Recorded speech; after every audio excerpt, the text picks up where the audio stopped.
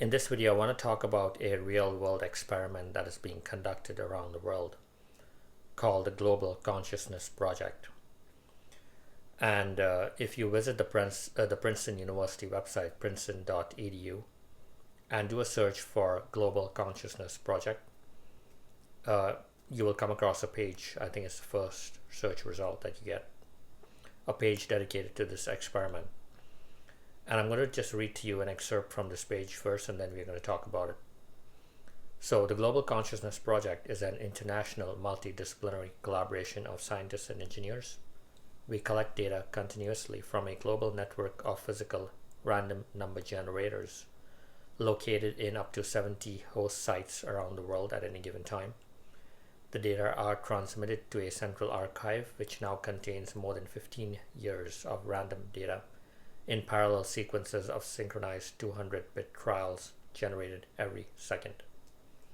So what they're doing here is they have these machines that randomly generate a 0 or a 1 200 times every second. It's basically like tossing a coin 200 times a second and getting either heads or tails randomly, except they're using these random number generators to do that, and they are generating a 0 or a 1 200 times a second. And they have 70 of these random number generators located all around the world, and that's all it's doing, generating a 0 or a 1 200 times a second. Now what's interesting is that, so they have these graphs, and if you look at these graphs, when the number is being randomly generated, the graph moves in a straight line basically.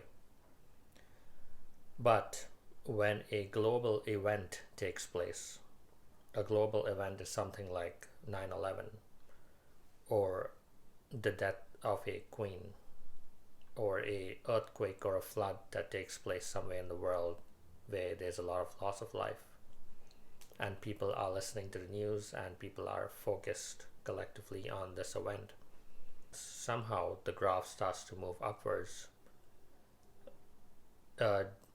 meaning that there are more zeros or ones being generated as opposed to a random set of zeros or ones. So what's happening here?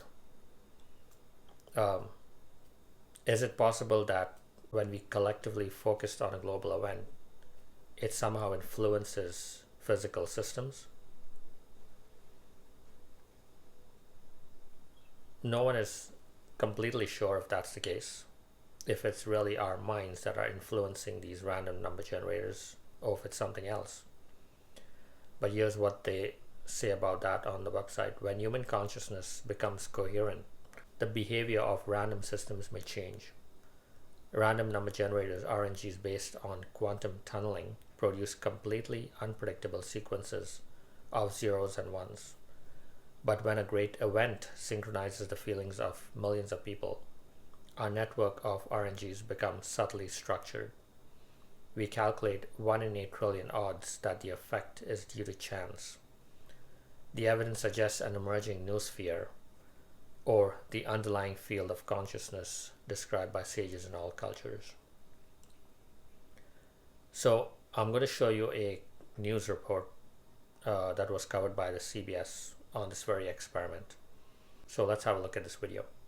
A question tonight: can you actually measure the emotional outpouring in a worldwide crisis? Sometimes scientists think that they have done just that. Their machines and computers found a bizarre pattern right after several global disasters. CBS News' Brendan Keefe explains this phenomenon.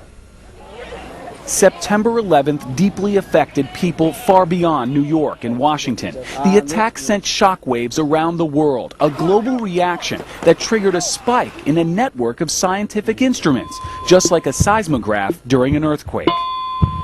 Each of those showed a similar pattern of change during that day. Retired Princeton scientist Dr. Roger Nelson believes the emotional focus of millions of people on a single event like 9/11 may form a global consciousness. Does consciousness interact directly with the physical world? To answer that question, Dr. Nelson and his colleagues deployed dozens of instruments around the world, random number generators. Basically, they're electronic coin flippers. Instead of heads or tails, each generates a 1 or a 0 200 times a second.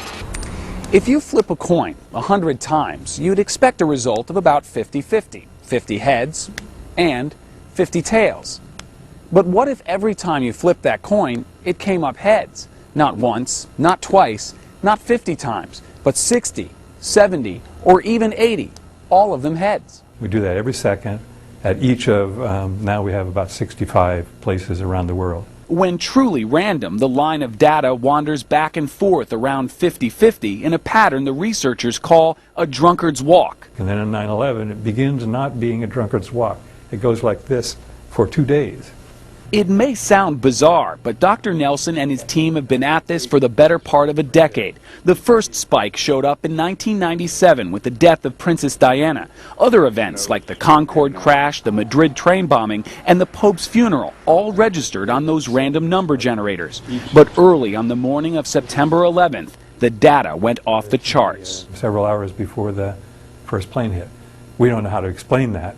There's nothing there. Jeff Scargill, a research astrophysicist with NASA, admires the team's use of scientific method, but questions its results. It's finding patterns in random data. The nature of randomness is that any pattern that you want to choose ahead of time will eventually show up, and just as an accident. It could happen by chance, but the chance is like 1 in a million or 1 in some really large number. How does it work, and what does it all mean? Even the scientists don't know. The implications go beyond science into philosophy and religion. All we know is this: at this very moment, around the globe, the random number generators keep flipping those virtual coins, waiting to record our collective reaction to the next major world event. At Princeton, Brendan Keefe, CBS 2 News. Okay, so what exactly is happening here with this experiment? Is it really our minds that are influencing these random number generators, or is it something else? For now, they are still keeping the experiment going. These RNGs are continuously spitting out numbers, zeros or ones, 200 times a second.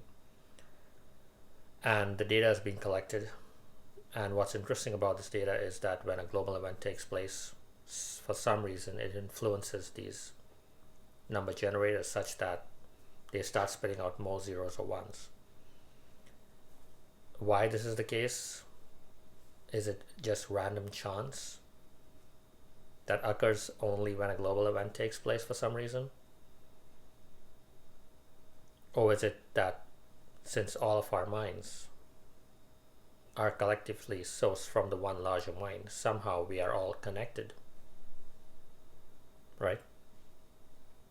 Is that the reason why our minds become synchronized when we focus on one thing?